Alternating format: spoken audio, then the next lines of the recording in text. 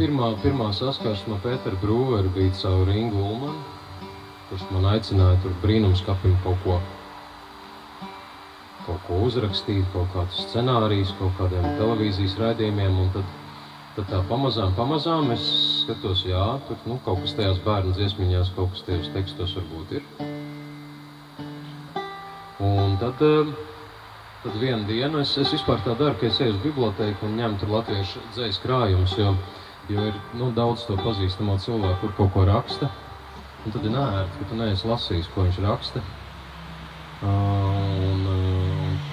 Bet pirkt varbūt uzreiz negribās. Un tad vispirms aiziet uz bibliotēku un palasu un tā. Un man kaut kā sanāca tieši paņemt to Brūvera grāmatu, pēc kuras arī bija Vojtišķis, tur bija pat CD jau iekšā, tur Stikla laivas saucās, man tas neizbiedēja. Es norakstīju vairākus tekstus, kas man likās brīnišķīgi, un no tiem man šķiet 2 bija Brūvera, un pārējie bija viņa tulkojumi. Viņš man faktiski atklāja tos lietuviešu dzejniekus. Tagad tas Pētera Brūvera teksts.